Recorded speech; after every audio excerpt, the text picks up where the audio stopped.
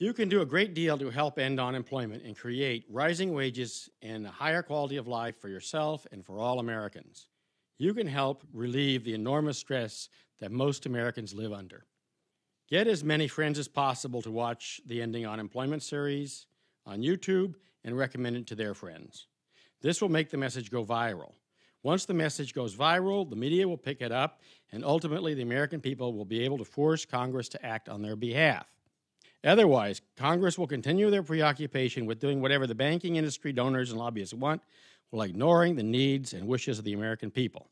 Most importantly, the American people need and wish for the government to do something to bring about an end to unemployment and to cause a rising standard of living for all.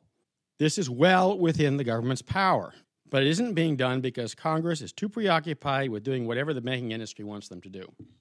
The middle class has been in decline for 35 years. Wages have fallen. Unemployment has risen. According to Susie Orman, 20 million high-paying manufacturing jobs have been lost and not replaced. In 1982, John Nesbitt told us about the wholesale loss of high-paying jobs in his best-selling book, Megatrends. That was 30 years ago, and the government still hasn't done anything about middle-class decline and unemployment. So, it is fair to say that unless you help take this message viral, the government won't do anything for the next 30 years. The middle class will continue to decline. Structural unemployment will continue to rise unabated. In the internet age, a viral message is the way to bring about the reform needed to create a full employment economy and a rising standard of living for all. We need to make this part of the national debate. The only way for this to happen is to drown out the voices of the special interest lobbies that monopolize our elected officials' time. I'm not so much asking you to understand and agree with me that this is the way or the only way to end unemployment. I'm sure that it is, nonetheless, but instead I'm asking you to recognize their government isn't hearing our pain. They are not engaged. If this message goes viral, they will begin to hear our pain. They will begin to become engaged, and we too will become engaged. The goal of the series is to get the government to create incentives that will bring about sufficient investment in small businesses so that small businesses will create enough jobs to create a full employment economy. Then wages will start to rise as they always do in a strong economy. This will work because small businesses create new jobs. This is particularly true of growth businesses. These are small businesses that have the potential to grow into major corporations, such as Apple, Google, and Microsoft. In fact, this analogy could extend to any major corporation in America. Substantially all of them start as small businesses. I'm not aware of any exception. Growth occurs when a business creates sufficient new demand for its proprietary goods and services. This new demand tends to add to the aggregate demand for the nation's goods and services.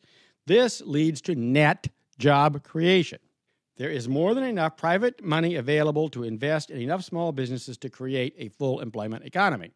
The investors will be rewarded doubly. They will make money from the investments in small businesses, and they will make even more on the economic growth that full employment will create. So this is a win-win situation for all Americans, whether they are rich, poor, or in between. To create a full employment economy will require the creation of somewhere around 10 million jobs. Luckily, this won't be the first time that incentivizing investment in small businesses created 10 million jobs. This is a proven concept, not a daydream. In 1958, Congress passed the Small Business Investment Act. This act created 1 out of every 10 current U.S. jobs. It accounts for 18% of U.S. revenue and substantially all of the corporations listed on NASDAQ. This act created the institutional venture capital industry, which finances small businesses that have high growth potential. Venture capital is enormously effective at creating new jobs. Historically, it creates 1 new job for every $25,000 invested. Furthermore, these are permanent jobs. Sadly, however, there isn't enough financial incentive to attract enough investment in venture capital to create a full employment economy. Venture capitalists are only able to raise and invest about 0.2% of GDP, which is about $25 billion per annum. It stands to reason that, had the government created incentives 25 years ago that enabled venture capitalists to raise 0.4% of GDP, we would have a full employment economy today, and incomes would be, on average, 20% higher. most of the economic problems that we have today simply would not exist. Today, our government could create a full employment economy with a rising standard of living for all simply by creating incentives for investors to put as little as 1% of their holdings into venture capital annually. This would cause such enormous economic growth that Wall Street stocks would go up 30%. This would be a win-win situation for all Americans, from the poorest to the wealthiest. Since World War II, the national personality of the United States has changed. We became a nation of defeatists, willing to accept 35 years of middle-class decline and 10% unemployment. This must change. Back in 1958, the World War II generation ran the government. This generation still had the can-do attitude that defeated Nazi Germany, fascist Italy, and militarist Japan. The World War II generation solved problems. They didn't sit idly by. Recently, however, we saw Ben Bernanke on national television telling us that nothing can be done about high unemployment. In 1958, however, men of action created the Small Business Investment Act, the most economically successful piece of legislation in U.S. history. Ben Bernanke knows about the success of this law, and he knows that he was lying to the American public when he said that nothing can be done about unemployment. We have just experienced 35 years of middle-class decline and rising structural unemployment. The government did nothing. They will continue to do nothing unless the public demands they do something.